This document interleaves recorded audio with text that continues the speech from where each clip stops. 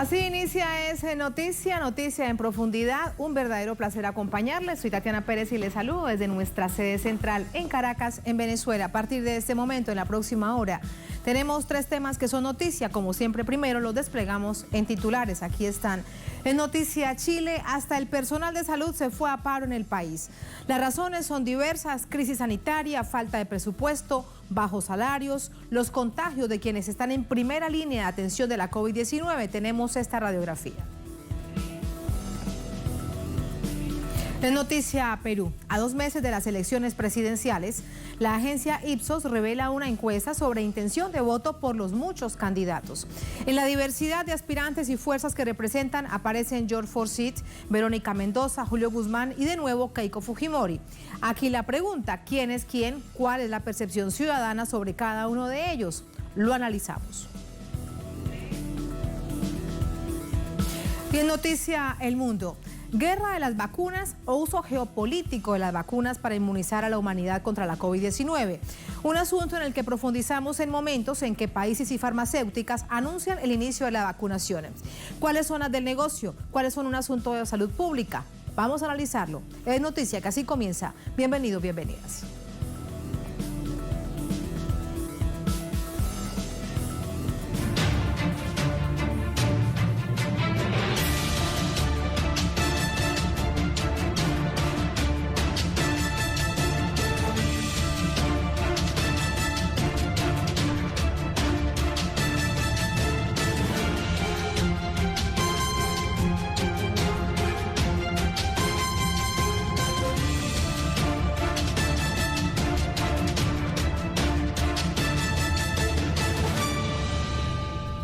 En noticia Chile, trabajadores de la salud inician paros, se van a las calles para exigir mejoras salariales y denunciar las graves consecuencias del manejo de la pandemia en el país.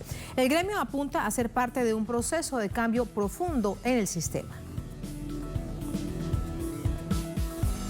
Cientos se sumaron este miércoles al paro nacional convocado por la Confederación de Funcionarios de Salud Municipal, uno de los principales sindicatos médicos del país.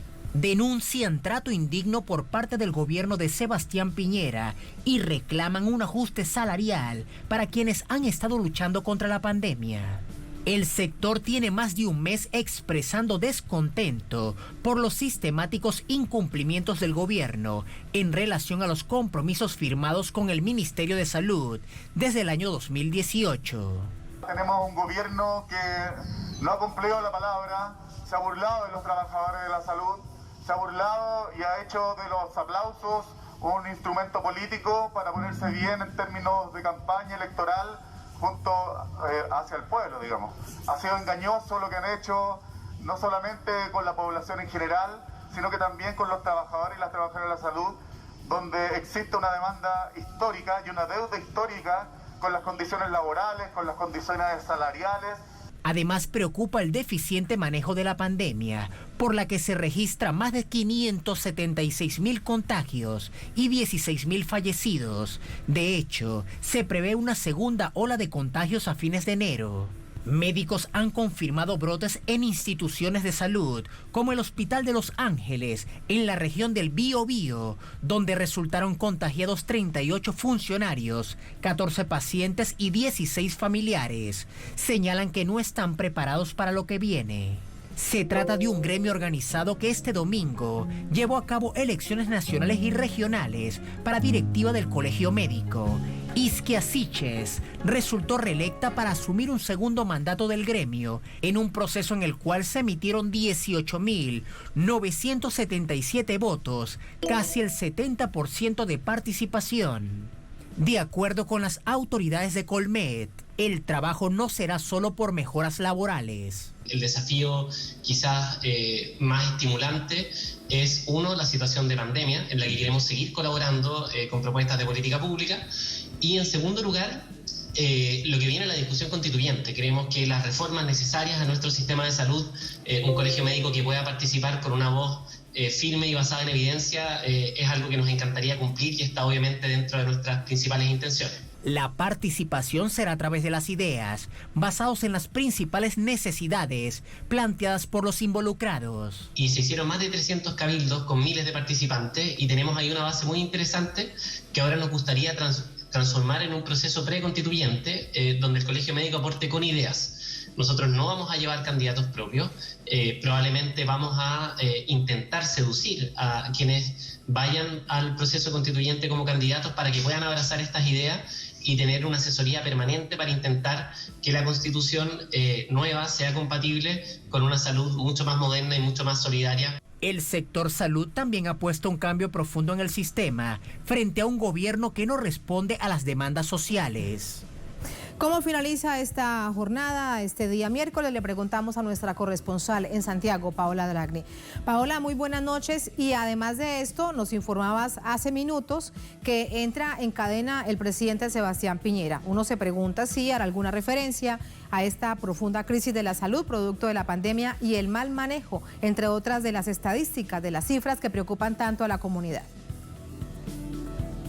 ¿Cómo estás, Tatiana? Así es, buenas noches. Hasta hace segundos antes de comenzar este contacto contigo estábamos justamente escuchando esta cadena nacional del presidente Sebastián Piñera, cuyo texto también nos llegó hace algunos minutos, y por lo que alcanzamos a leer y a escuchar, ninguna referencia a este paro de la salud municipal, que es la salud básica, la salud primaria, Tatiana, la que primero tiene el contacto con las y los chilenos. Ninguna referencia hasta ahora, y esa ha sido un poco la actitud, no solo del presidente Sebastián Piñera, sino también del ministro de Hacienda, Ignacio Briones, que es con quienes han estado negociando en esta mesa por el reajuste de los salarios de todo el sector público, pero que sin duda el personal de salud ha sido el más tocado en este año fuertísimo, donde han estado en primera línea enfrentando esta pandemia. De hecho, para ellos no había bono COVID, no había un reajuste acorde. Sin embargo, hace pocos momentos, una noticia de último minuto, la Federación Nacional de Asociaciones de Trabajadores de la Salud anuncia a través de sus redes sociales que las conversaciones con el ministro Briones por primera vez están dando una luz de esperanza, y tiene que ver con que al menos se está abriendo la posibilidad de conversar el bono COVID. El reajuste que se ha planteado para el sector público, la verdad es que está incluso por debajo del índice de productos del consumidor, es decir, el poder adquisitivo de los funcionarios de la salud con este reajuste de salarios, y no solo de la salud, sino públicos, queda por debajo de la capacidad adquisitiva que ha implicado la inflación de este año. Por eso ellos están exigiendo un 3% para los sueldos más bajos y un 2,8% para los más altos. El gobierno ha ofrecido solo un 0,8%, pero eso no es todo. Rebajaron el bono de vacaciones y eliminaron la posibilidad del bono del fin de conflicto, algo que por primera vez ocurre aquí luego de una movilización de esta naturaleza, Tatiana. Mañana, eso sí, mañana continúan las conversaciones. Pendientes entonces de ellos, si hay conversaciones, hasta dónde realmente llegarán con tal nivel de diferencias en las propuestas que hay. Gracias, Paola. Muy buenas noches. Tatiana. Dime. Sí, solo te interrumpo porque sé que además van a hablar de la vacuna, y ese es el tema que está hablando el presidente Sebastián Piñera, 20.000 dosis. ¿Qué está diciendo? La próxima semana acá en Chile.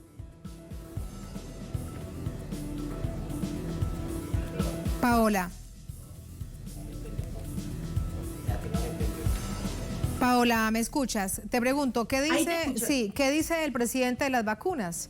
Y sobre todo, ¿de qué vacuna va a llevarle a la población chilena?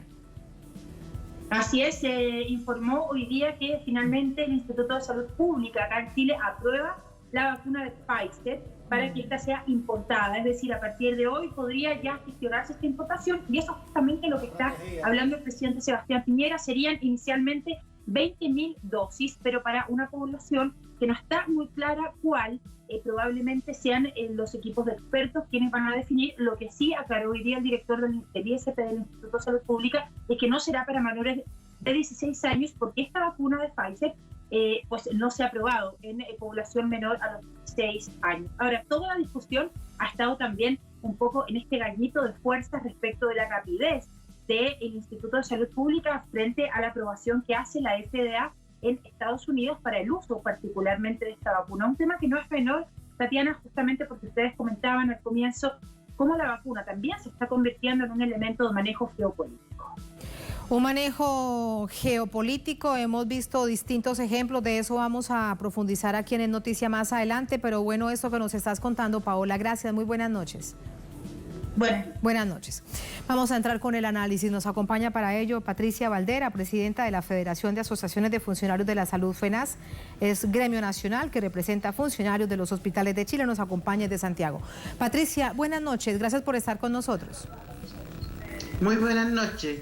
Encantada de estar con ustedes y gracias por la invitación. Muchísimas gracias a usted. Patricia, hay un conjunto de situaciones complejas que se han evidenciado estos días y los llevan a ustedes a las calles. ¿Cuál es la más complicada de todas? La razón por la que ustedes dicen tenemos que irnos a las calles para hacer visible esta situación. Exactamente. Bueno, la crisis en la salud hoy día en nuestro país no es de ayer. El estallido social del 2019, una de las causas mayores fue la crisis que había en los hospitales. Ni siquiera habían guantes para operar, o sea, la falta incluso de insumos básicos. Entonces, ese estallido social fue parte de esto. Después de eso, digamos que la población chilena despertó y hace los reclamos suficientes, porque antes había un silencio en que nadie reclamaba y aceptaban todo lo que había. Con el estallido social la gente hoy día está reclamando. Ya no tiene susto, no tiene miedo de salir a la calle y estamos dando la pelea. Nosotros negociamos todos los años. Patricia, ¿me escucha? Nosotros negociamos todos los años, disculpa. Adelante, sí. Negociamos todos los años el reajuste con el gobierno, la mesa del sector público. Todos los gremios de los trabajadores del sector público estamos agrupados en la mesa del sector público, valga la redundancia, que todos los años negociamos. Ya en esta ocasión, la negociación realmente fue un desastre, una falta de respeto del ministro y del gobierno hacia los trabajadores, porque instalan en la mesa, cuando llegamos, sacando 2 bonos de los sueldos, bonos que ya están instalados hace muchos años, que es el bono de vacaciones y el bono término de conflicto de la negociación. Entonces todo eso lo sacan y empiezan a negociar con lo que ya teníamos, tratando de incorporarlo de a poco.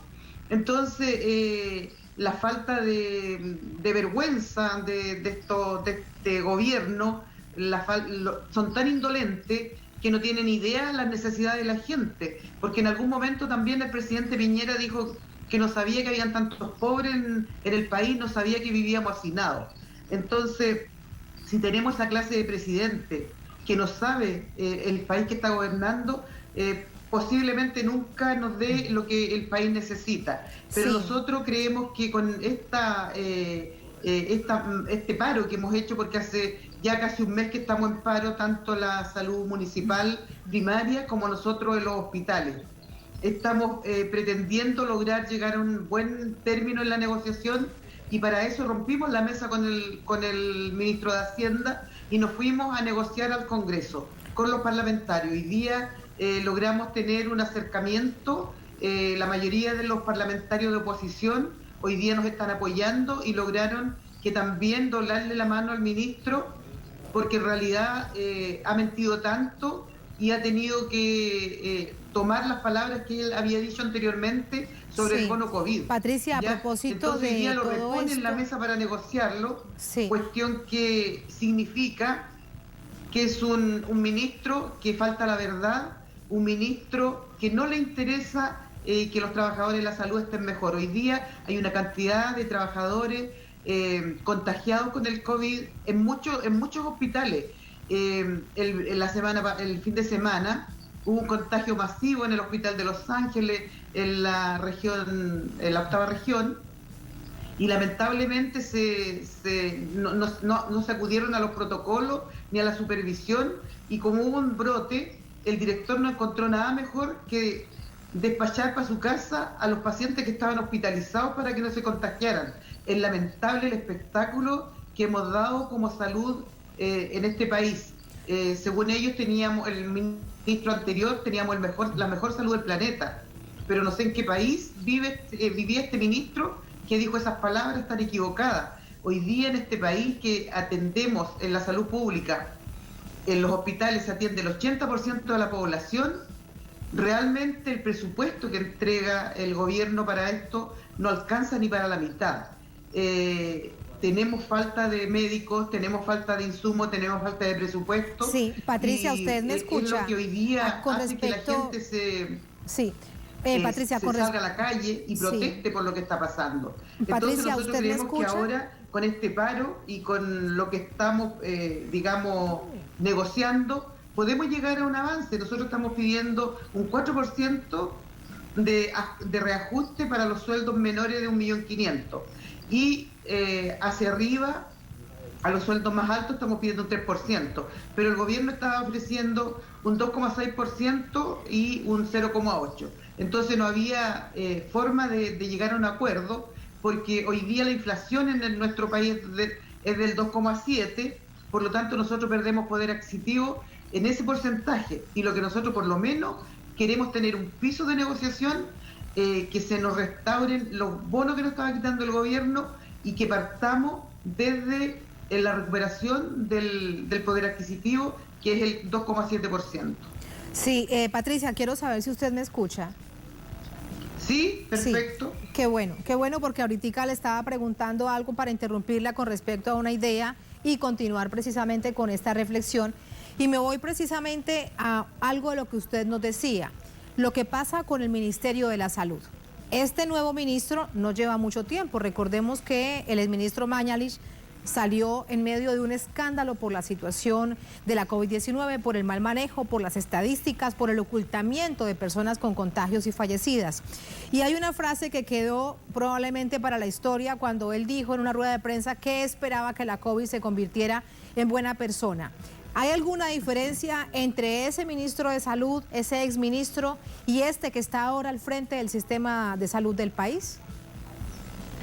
Ninguna diferencia, porque en el fondo ellos aplican las políticas de este gobierno y que no han cambiado en absoluto. El ministro que tenemos ahora tal vez tiene una cara más amable, pero son las mismas políticas de Piñera, por lo tanto no ha cambiado nada, no tenemos nueva forma de enfrentar la pandemia, seguimos con lo mismo, entonces es imposible que nosotros podamos avanzar. Los trabajadores de la salud están bastante estresados, están tanto física como mentalmente muy cansados, muy estresados, y no tenemos recambio de personal porque no hay presupuesto para eso. Por lo tanto, el ministro que salió y el entrante son la misma cuestión. Misma situación. Ahora, usted nos estaba relatando una situación que, si no es porque ustedes lo dicen, pues nadie se lo imagina, que en Chile, donde se decía que había una salud con tal nivel y estándares internacionales, ni siquiera tengan guantes el personal de la salud. Eso que pasó hace algunos meses sigue sucediendo hoy en día. No hay insumos para trabajar en medio de la pandemia, en tiempos de una situación tan compleja. Sigue sucediendo. Los contagios que se están presentando hoy día en los hospitales es por falta de elementos de protección personal. Le entregan una mascarilla al personal auxiliar y administrativo, una mascarilla para todo el día que tiene la duración de 2 horas.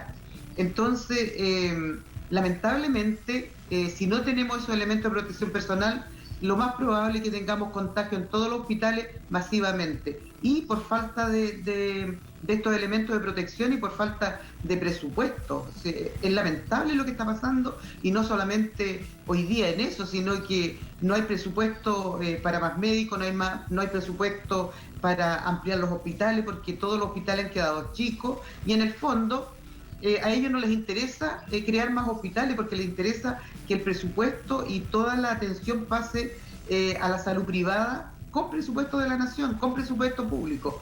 Entonces el negocio de la salud para ellos es lo más importante, por lo tanto no les interesa fortalecer la salud pública. Ese es el negocio de la salud. Patricia, gracias por ayudarnos a entender qué momento tan complejo están viviendo en tiempos de pandemia en el país. Estamos pendientes de las negociaciones, si se llega a algún punto de acuerdo y que sea beneficioso para ustedes como personal de salud, pero sobre todo para la población que debe ser atendida. Gracias, muy buenas noches. Muy buenas noches, gracias. Muy buenas noches, gracias. Así nos vamos a la primera pausa en esta emisión de S Noticia. Al volver en Noticia Perú. A 2 meses de las elecciones presidenciales, la agencia Ipsos revela una encuesta sobre intención de votos por muchos candidatos.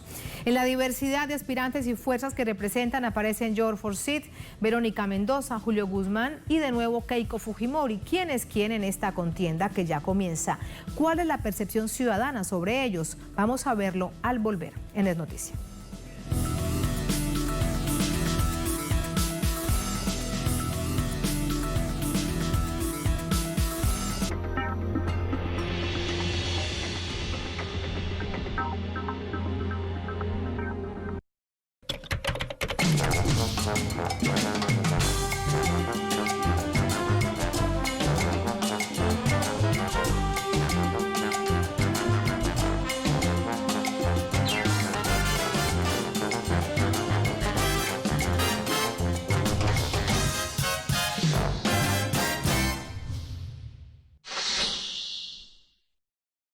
La señal de Telesur se traslada a la pantalla de tu dispositivo móvil desde la plataforma de WhatsApp. Añade a tus contactos el número +54 9 381 203 2682 o escanea nuestro código QR. Con enviar hola, recibirás un mensaje con nuestro menú de opciones. Escoge la que sea de tu preferencia y mantente informado sobre los acontecimientos más recientes. Telesur, la señal informativa de América Latina y el Caribe.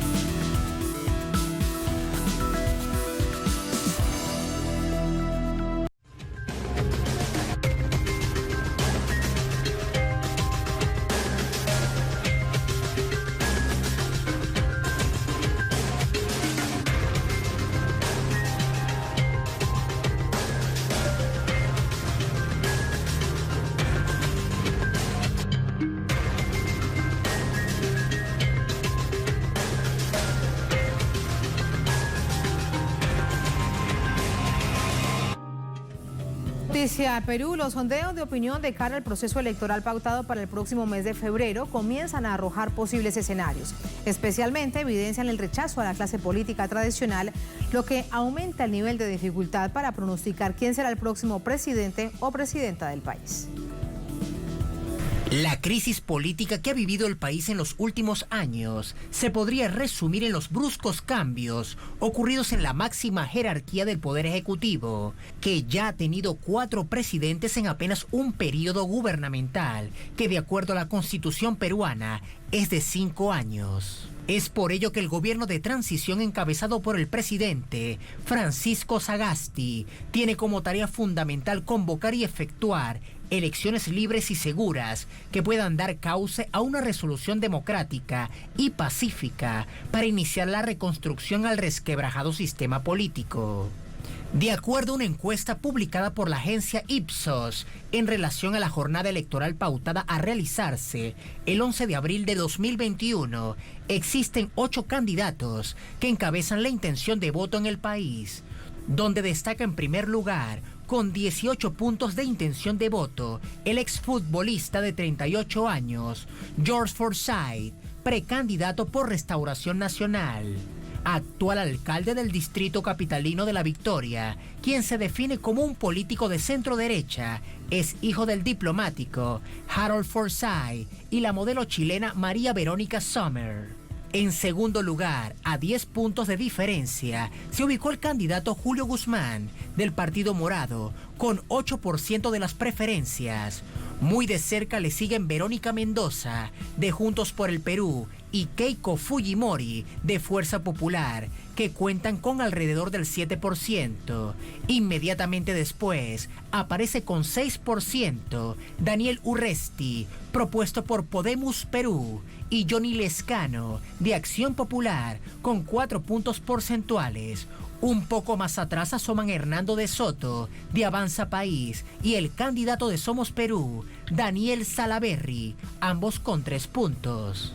Finalmente, cierran el sondeo con aproximadamente el 2% de intención de voto Ollanta Humala del Partido Nacionalista, César Acuña de Alianza para el Progreso, Fernando Alivera del Frente de la Esperanza y Alberto Beingolea, precandidato por el Partido Popular Cristiano. Pese a que el primero ubicado en las encuestas supera por más de 10 puntos a su más cercano seguidor, al contar con apenas 18 puntos, evidencia la baja popularidad de todos los candidatos.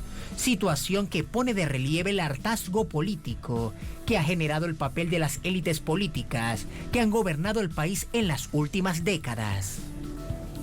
Vamos a ver precisamente en toda esta amplia gama de aspirantes, por ahora precandidatos a las elecciones del próximo febrero, elecciones presidenciales, quién es quién.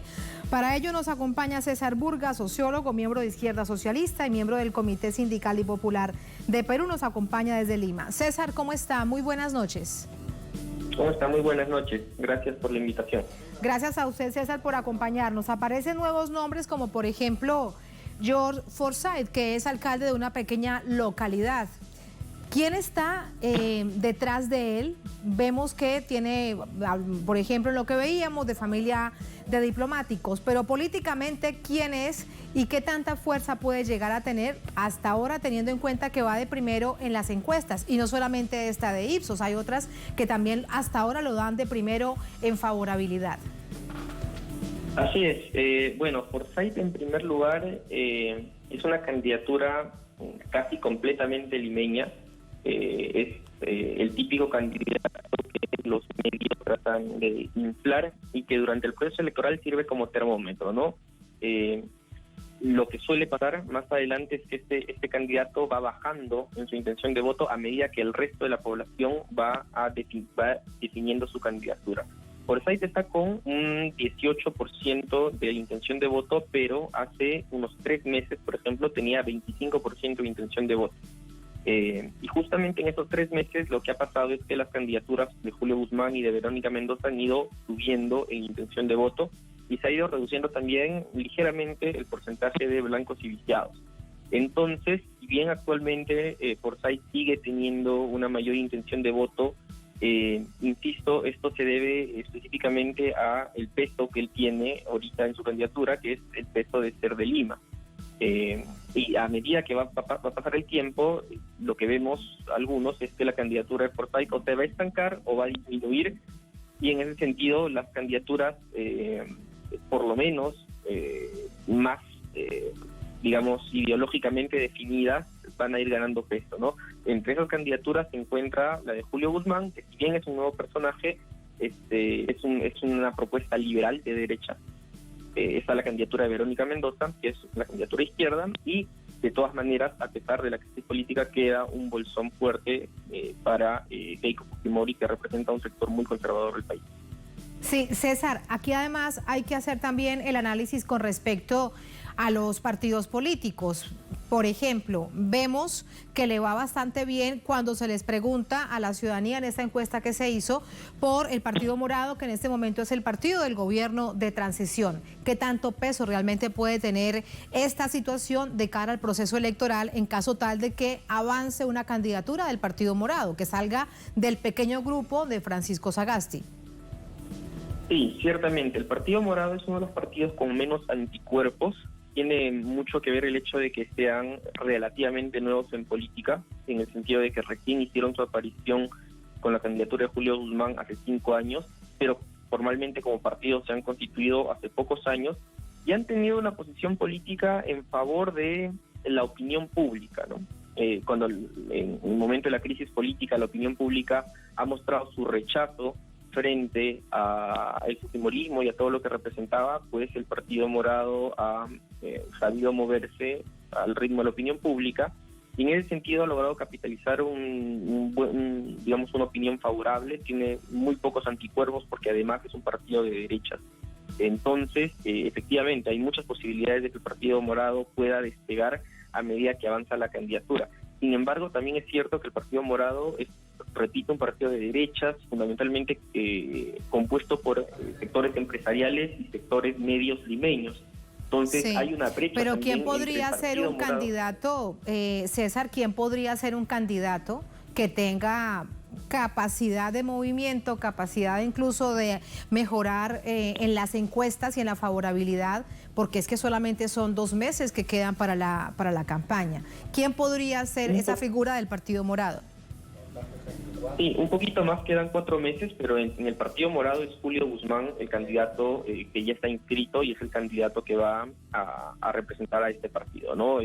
Insisto, es un candidato que sabe moverse en función a la opinión pública, pero que políticamente no ha demostrado una capacidad de iniciativa en la situación política actual. Ha respondido moviéndose, repito, en función a la ola, pero no ha tenido capacidad, repito, de poner agenda política. Y eso se ve también actualmente en el gobierno de Sagasti, ¿no? El gobierno de Sagasti es un gobierno sin norte, sin rumbo, pero Julio Guzmán puede capitalizar el descontento antifujimorista y en ese sentido acumular, sobre todo en los sectores medios de Lima. Pero yo insisto en que a nivel nacional no creo que logre tal arraigo, ¿no? En todo caso, es una alternativa que se perfila para llegar a la segunda vuelta, pero que de por sí, por ella misma, no tiene toda la potencialidad para lograr, digamos, un gobierno mayoritario o una representación mayoritaria a nivel nacional.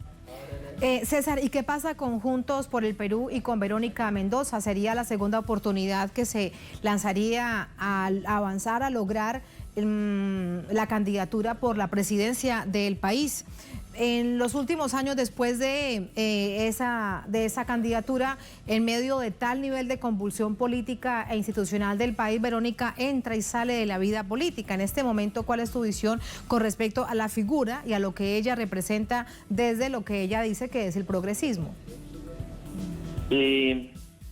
Verónica Mendoza ha tenido en estos tiempos de crisis una participación bastante, digamos, no ha sido muy expuesta mediáticamente, pero si nosotros nos dejamos guiar por las encuestas de opinión pública sobre el sentir de la población, hace unos meses salió una encuesta de una prestigiosa empresa que señalaba que el sentir de la población se orientaba hacia una mayor intervención del Estado en la economía, en la educación, en la salud, producto de la crisis de la pandemia.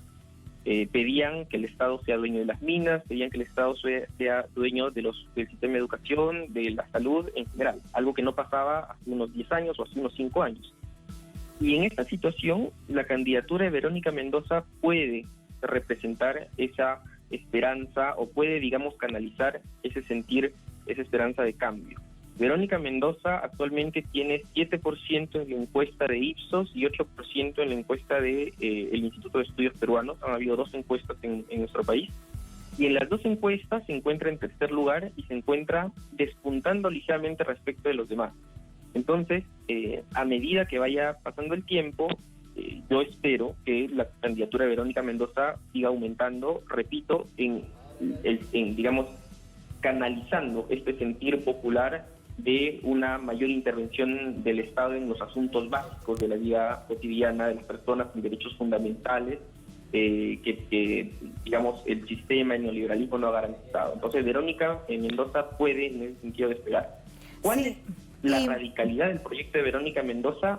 Yo me atrevería a decir que no es lo suficientemente antisistema, ¿no? Tiene muchas propuestas progresistas, tiene muchas propuestas de reivindicación de derechos civiles, tiene muchas propuestas de reforma al neoliberalismo, pero no termina de establecer una ruptura con el sistema, ¿no? En todo caso, veamos cómo su discurso evoluciona a medida que la campaña se va calentando. Claro, en la medida que la campaña toma forma, ¿qué partidos o movimientos políticos podrían acompañarla? En esa agenda que ella tiene progresista, ¿qué partidos crees que decidan sumarse, además por esa buena imagen de la que ella goza? Sí, en realidad Juntos por el Perú ya es una confluencia de partidos. Se encuentra el Movimiento Nueva Perú, del cual ella forma parte, pero se encuentran también los partidos comunistas, se encuentra el Partido Socialista. En general hay un polo de izquierda que ya se encuentra reunido alrededor de la candidatura de Verónica Mendoza. Por fuera de Verónica Mendoza hay también fuerzas de izquierda, por fuera de Juntos por el Perú. Tenemos a Perú Libre, de Vladimir Cerrón, que está candidateando aparte, pero en una eventual segunda vuelta es factible que vote a favor del el electorado de Vladimir Cerrón, que es otra fuerza izquierda, vote a favor de Verónica Mendoza. Tenemos también la candidatura nacionalista o etnonacionalista de Antauro Humala, que representa también un electorado fuerte en el sur del país, pero que finalmente no va a llegar a tener protagonismo político y que puede orientarse hacia Verónica Mendoza en las elecciones. Entonces, con estas candidaturas políticas de izquierda un poquito más provinciana, Verónica Mendoza puede acumular mucho más fuerza, ¿no? También tenemos al Frente Amplio, que es una segunda fuerza de izquierda en nuestro país, con Marco Arana, que ha tenido una presencia importante en el Parlamento, pero que por una serie de errores de Marco Arana, que es el dirigente de esta fuerza de izquierda que es el Frente Amplio, parece que no despunta. De hecho, César, ahora que recuerdas al Frente Amplio, vale la pena también recordar que hace 5 años en las elecciones había una gran expectativa porque les fue bastante bien. La figura sin duda visible era Verónica Mendoza, pero alrededor de ella habían otros rostros desde la vida política sobre los que había una gran expectativa y luego prácticamente se esfumó. ¿Qué fue lo que pasó? En general, todo el conjunto de agrupaciones que estaban en el Frente Amplio se mantienen Juntos por el Perú. La única agrupación que no es parte más de esta confluencia es el partido Tierra y Libertad de Marco Arana. Han habido conflictos políticos, errores de ambas partes, pero en general la mayoría de la izquierda formal, oficial o tradicional se encuentra junto con Verónica Mendoza. Durante las últimas elecciones parlamentarias, el Frente Amplio tuvo una mayor aceptación que Juntos por el Perú, eso hay que recordarlo. El Frente Amplio logra, meter 10 congresistas o 9 congresistas en el Parlamento, mientras que Juntos por el Perú no logra superar la valla. Pero desde enero hasta diciembre el Frente Amplio ha ido perdiendo ese impulso y tiene mucho que ver una serie de errores que ha tenido Marco Arana respecto de su propia agrupación política, conflictos internos por la dirección del partido, en general, ¿no? Conflictos políticos a puertas de las elecciones que han privado al Frente Amplio de tener todo un aparato electoral necesario para la campaña, ¿no? Y finalmente no se avisora un despegue de su candidatura. Y en este escenario necesariamente hay que preguntarte sobre quienes en la figura o en la política tradicional aparecen de nuevo, Keiko Fujimori, mucho menos si recordamos que fue incluso hasta segunda vuelta en las elecciones pasadas y le ganó Pedro Pablo Kuczynski. Al final se reúne toda esta cantidad de sectores para que ella no gane. Pero bueno, de nuevo aparece en las encuestas. ¿Crees que va a ser una candidata formal para las elecciones del próximo año? Sí, 2 acotaciones antes de responder la pregunta. La primera, Keiko Fujimori pasó en segunda vuelta en primer lugar, con el 40% de la votación en primera vuelta. Y por eso logró meter 72 congresistas, ser mayoría absoluta en el Parlamento y, tener la capacidad política para poner en jaque al presidente Kuczynski hasta lograr su destitución. Bueno, tuvo una fuerza muy grande, ¿no? La segunda es que el fujimorismo representa de todas maneras a un sector social muy conservador, muy de derecha, muy antiizquierdista, que tiene una presencia considerable en nuestro país, porque nuestro país durante largos años ha estado tutelado tanto por militares como por sectores conservadores, ultraconservadores de la Iglesia Católica, y que tienen el fujimorismo una representación idónea, ¿no? Y es por eso que el fujimorismo mantiene de todas maneras un peso político. Mantiene un peso político porque sectores tradicionales lo sostienen y porque representa de todas maneras un sentir conservador arraigado en nuestro país durante mucho tiempo. Dicho esto, me parece que el fujimorismo ha perdido buena parte de su base social, que eran los sectores populares. Cuando el fujimorismo llega con ese 40% hace 5 años, buena parte de esa votación eran de sectores populares. Nosotros veíamos el mapa electoral en el sur, en el norte y en casi todas partes del país había ganado el fujimorismo. Actualmente la situación ya no es así. El fujimorismo puede todavía mantener un electorado más o menos importante, pero no creo que llegue a segunda vuelta, por lo menos no se espera esto, ¿no? Se espera más una propuesta como la de Julio Guzmán, tal vez George Forsyth se mantenga y la candidatura de izquierda Verónica Mendoza que puede despegar, ¿no? Sí, y en este escenario quiero preguntarte sobre otra valoración que se hace en estas encuestas, no solamente en la de Ipsos, donde se evidencia el hartazgo de la población por la clase política, no solamente por los partidos tradicionales, en general por la clase política, por ver este desastre de país cuando han pasado por 4 presidentes en un solo periodo de gobierno, producto de corrupción, escándalos, clanes de mafia, etcétera, etcétera. Y la pregunta es, ¿qué tendrán que hacer entonces para incentivar de nuevo que la gente vote y que entienda que a través de la política puede haber cambios? Esa es tal vez la pregunta más importante, ¿no? Ahorita estamos haciendo esas proyecciones con un porcentaje considerable de personas que no han definido su voto. Un 30% del electorado en algunas encuestas, en otras encuestas un poquito menos, pero en general alrededor de 1/3 de la población dice que no va a votar por nadie, que va a votar en blanco, lo cual demuestra efectivamente una crisis del sistema político, ¿no? Y los que van a votar están desperdigados en una serie de agrupaciones pequeñas, lo cual también demuestra una balcanización de la opinión pública, una falta de hegemonía. Yo creo que el reto fundamental de los candidatos electorales va a ser probar que el sistema político merece todavía, digamos que la gente todavía debe participar en el sistema político. Pero yo creo que esto no va a poder darse si es que no se plantean cambios al sistema político. Es decir, la gente va a votar en la medida en que vea que una propuesta política plantee cambios. Por ejemplo, está la propuesta de Verónica Mendoza de reformar la Constitución o de cambiar la Constitución con una asamblea constituyente. Incluso el Partido Morado de Julio Guzmán está contemplando la reforma de la Constitución a pesar de ser un partido de derecha. Esto no es casualidad, esto pasa porque quieren justamente atraer a ese electorado que señala que o que es escéptico de la participación política, ¿no? Entonces una manera de atraer a este electorado es diciéndole participa para transformar el sistema político. ¿Qué tanto se transforma el sistema político? Depende también del estado de ánimo del electorado, pero de la capacidad de llegada que tengan las fuerzas que quieren transformar el sistema político, ¿no?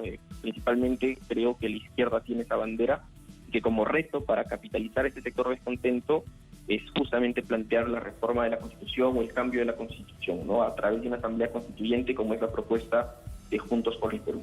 Sí, y sobre todo que entiendan, que sepan leer todas esas exigencias que hay desde el pueblo, como esta, por ejemplo, que bien nos recordabas, una asamblea popular o nacional constituyente, que sepan leer las necesidades y que luego las concreten. César, muchísimas gracias por este panorama que nos has entregado, muy interesante además. Gracias, muy buenas noches. Muchas gracias a ustedes, buenas noches. Muy buenas noches.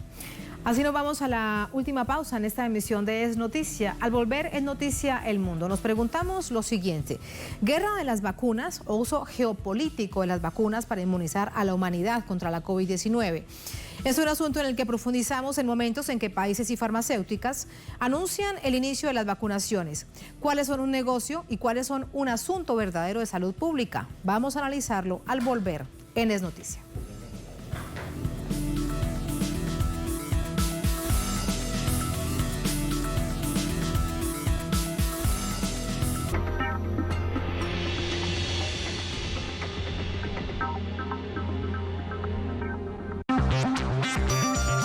Aquí estoy frente a los muros, libre de hablar realidades, de celebrar mis conjuros, de cantar nuestras verdades.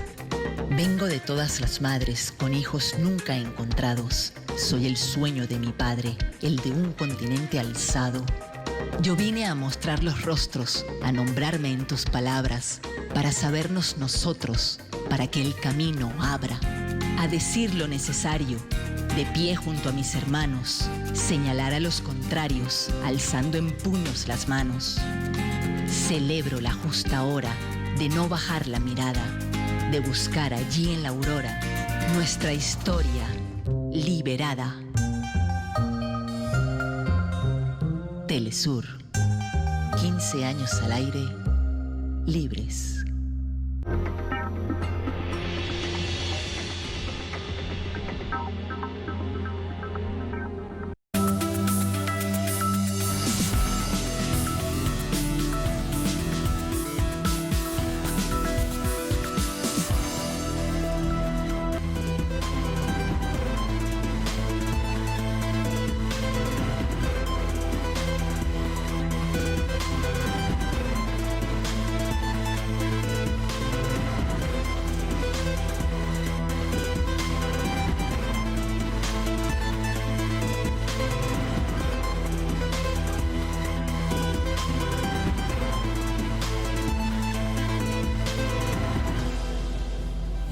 En noticia El Mundo, 6 vacunas contra la COVID-19 son aplicadas en humanos en distintos países de las 52 que se hallan en evaluación clínica actualmente alrededor del mundo. Y esto como parte del protocolo que exige la Organización Mundial de la Salud. La mayoría son de financiamiento privado, hay otras que han sido creadas en instituciones públicas. Luego de que Rusia se convirtiera en agosto en el primer país en producir masivamente una vacuna contra la COVID-19, la GAM-COVID-Vac, mejor conocida como Sputnik V, por el laboratorio gubernamental Gamaleya, le siguió el paso Reino Unido al producir masivamente la BNT-162, creada en Alemania por el sector privado, bajo un acuerdo entre las empresas farmacéuticas transnacionales Pfizer y BioNTech. Otras vacunas siguen en proceso de prueba en la fase 3, última de la etapa clínica, para pasar a su fabricación masiva. Están siendo aplicadas a reducidos grupos poblacionales, según los protocolos de la Organización Mundial de la Salud. Tal es el caso de la vacuna china CanCop, del laboratorio CanSino Biologics, de capital estatal. La vacuna estadounidense mRNA-1273, de capital mixto entre la empresa biotecnológica Moderna y el Instituto Nacional de Alergias y Enfermedades Infecciosas. La AZD-1222, de capital mixto, también entre la industria farmacéutica AstraZeneca y la Universidad de Oxford. Y la AD26.COP.S, de la transnacional Johnson & Johnson y la compañía farmacéutica belga Janssen. Más atrás vienen también en fase 3 otras vacunas como la Sinopharm y la Sinovac, ambas procedentes de China, la Bharat Biotech de la India, la Novavax de Estados Unidos, y algunas están avanzando simultáneamente con las fases 2 y 3, como la Soberana 2 del Instituto Finlay de Vacunas de Cuba y la Medicago de Canadá. Esto, según la Organización Mundial de la Salud, que actualiza semanalmente estos avances científicos. La diferencia entre estas vacunas varía principalmente en su metodología de ataque al virus SARS-CoV-2, causante del COVID-19. Algunas usan un vector de adenovirus, que es básicamente el mismo virus, pero mutado e inhibido de su capacidad para reproducirse. Con esta tecnología fueron creadas la Sputnik V, AD5-NCOV y la AZD1222, en el caso de vacunas como mRNA-1273 y la Novavax, usan nanotecnología con dispersión de partículas lípidas y proteínicas, respectivamente, que separan las partículas del virus patógeno. Mientras tanto, otros laboratorios han usado bien sea virus inactivados, lentivirales o vectores no replicantes para desarrollar sus vacunas contra el COVID-19. En medio de todo este escenario, varios países como Venezuela, Chile, Egipto y Palestina, entre muchos otros, reciben lotes de algunas de estas vacunas para la culminación de la fase 3, mientras la OMS exige a los científicos y gobiernos del mundo que el acceso a las vacunas contra el COVID-19 no sea una carrera mercantilista, sino un beneficio gratuito, justo, solidario, multilateral y mutualista para la humanidad. Eso es un asunto central y vamos a analizarlo con Darío Montenegro. Darío es vicepresidente de Médicos del Mundo en Argentina, nos acompaña desde la ciudad de Santa Fe. Doctor Montenegro, ¿cómo está? Muy buenas noches. Buenas noches, muchas gracias por la invitación. Muchísimas gracias a usted. Permítame primero preguntarle, probablemente algo bastante sencillo para ustedes, pero sí, si nos ponemos en los zapatos de todos y cada uno que recibimos tanta y tanta información diaria sobre estas vacunas, que de hecho el equipo periodístico de Noticia trató de sintetizarlo lo más que se pudo con toda la información que hay.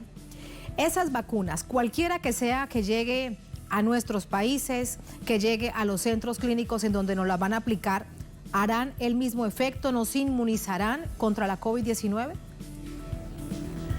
Bueno, de las vacunas que están actualmente en desarrollo, se supone que sí, es decir, independientemente del origen en el país en el cual se están llevando adelante las pruebas, Se supone que sí, que bueno, si bien ninguna de las vacunas todavía ha llegado a la fase 5, es decir, desde la etapa preclínica y la fase que involucra todo el desarrollo vinculado a la farmacovigilancia, que de alguna manera es lo que establece la seguridad, ¿no es cierto?, que tienen las vacunas sobre el sistema inmunitario humano.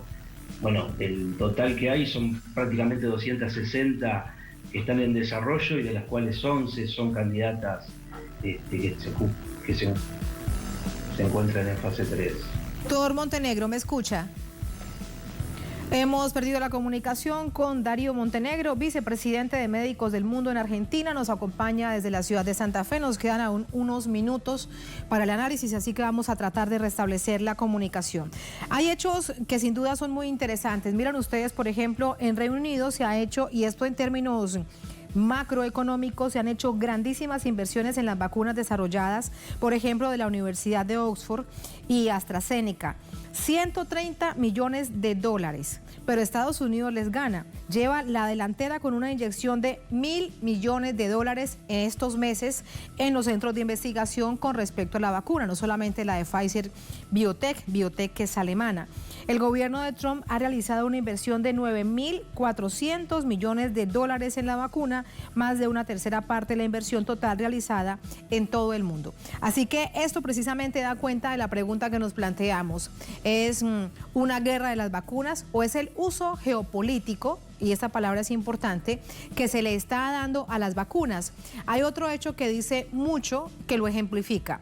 Durante esta semana, el presidente de Brasil, Jair Bolsonaro, con respecto a las vacunas y producto de la presión ciudadana, que incluso fue hasta el estrado judicial para exigirle que haga algo, que arme un plan de salud por las vacunas, él dijo que está bien, pero que va a comprar la de Pfizer BioNTech y que no va a comprar la china. Es un asunto además de ideología. Todos estos son situaciones que se están presentando precisamente en este momento, cuando vemos que están ya varias de ellas, por ejemplo, en Rusia, la Sputnik V, en Moscú, que ya ha comenzado a ser aplicada de manera masiva, y el gobierno ha creado todo un plan de sistema nacional para vacunar al resto de la población. Son naciones que han comenzado y que están avanzando rápidamente. También tenemos, por ejemplo, la experiencia de Cuba, con 2 experiencias, como se le conoce allí, de candidatos vacunales, y la mayoría de todas estas vacunas, cuando lo hemos revisado, se encuentran en fase 3. Es decir, la OMS ha permitido que a través de esa fase y de toda esta de este trabajo científico se puedan aplicar a las poblaciones a donde llegan. Primero a las más afectadas y a las poblaciones vulnerables, como por ejemplo tercera edad. Sin embargo, aún hay muchas dudas con respecto a la capacidad real que tengan, recordando que la mayoría de ellas se aplicarían en 2 dosis. A ver si ya está con nosotros Darío Montenegro, el vicepresidente de Médicos del Mundo en Argentina. Y si no lo tenemos, lamentablemente tendremos que despedir. Doctor Montenegro, ¿me escucha? Sí, le escucho. Qué bueno, gracias. Nos quedan unos minutos para conversar con usted. Nos estaba dando precisamente esa explicación, pero la pregunta que también es necesario plantearse es: ¿esto es una guerra de vacunas, es una competencia de vacunas o es también un uso geopolítico que se le está dando, lo cual no debería ser cuando lo que está sobre el tapete pues nada más y nada menos que la salud humana? Sí, nosotros creemos desde Médicos del Mundo que esto como tal implica desde ya alguna cuestión desde el punto de vista público de cada uno de los países. Es decir, la posibilidad de hacer desarrollo de este tipo de tecnologías desde los estados para poder garantizar el uso de este tipo de inmunizaciones desde el punto de vista del derecho a la salud.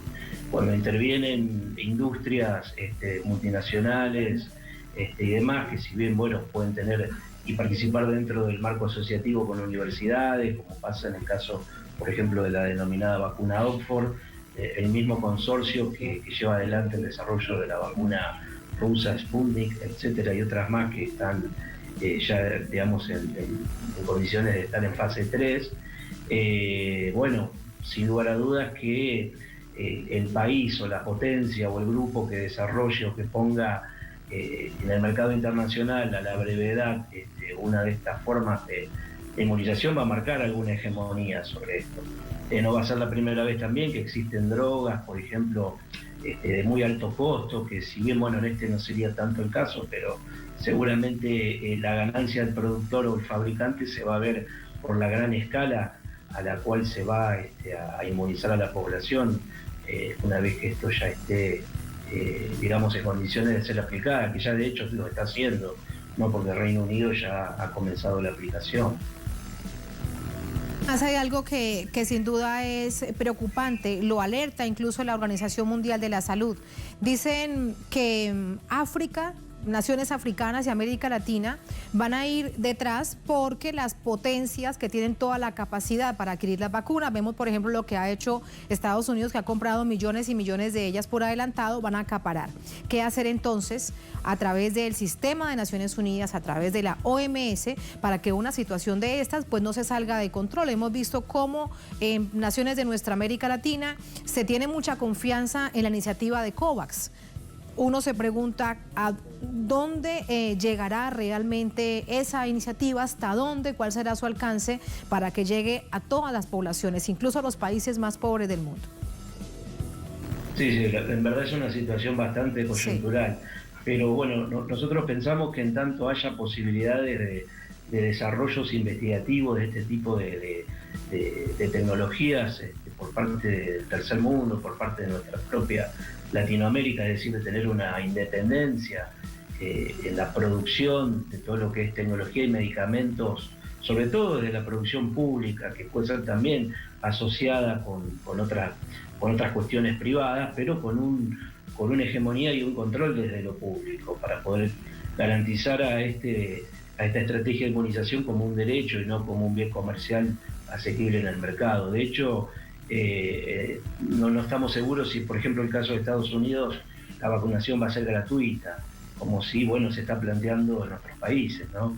El caso particular de Argentina, de hecho, ya se ha anunciado, obviamente, que esto entra dentro del plan de vacunación público y gratuito, como parte del... Sí, usted dice esto, doctor, y fíjese que hay algunos, esto es sin duda especulación, habrá que ver porque dicen, lo tomamos de fuentes fidedignas, pero no dicen de dónde, que la vacunación de Pfizer Biotech por persona en Estados Unidos costaría $40. Ya le están poniendo precio, probable, de hecho. Muy probable, no nos olvidemos que se trata de un sistema absolutamente privado de servicios de salud, en una lógica de seguros, es decir, que de hecho también ha habido para el tratamiento de enfermos por COVID costos increíbles que superan los $50.000, $100.000, es decir, estamos por ahí pobres las personas que si esto se instala como una práctica arancelada o paga, sin lugar a dudas que va a generar, y más en el marco de la crisis económica acontecida en relación a la propia pandemia, y ni hablar en el resto de los países del mundo. Por eso nosotros pensamos que la posibilidad del desarrollo, tecnologías, tanto del campo de la investigación, ya sea de cuestiones vinculadas a la biomedicina, pero también desde el punto de vista de drogas, de producción pública de drogas, de producción pública de vacunas, esto sin lugar a dudas que nos permite una independencia sanitaria y que por otro lado también nos garantiza que estos insumos lleguen a toda la población o eventualmente a los grupos de riesgo que son los de mayor vulnerabilidad. Doctor Montenegro, muchísimas gracias. Que sea un bien público, que sea un derecho humano. Muchas gracias. Buenas noches. Gracias a usted. Buenas noches. Gracias. Buenas noches. A ustedes gracias por habernos acompañado. Ponemos punto final a esta emisión de Noticia. Hasta mañana. Sigan con nosotros.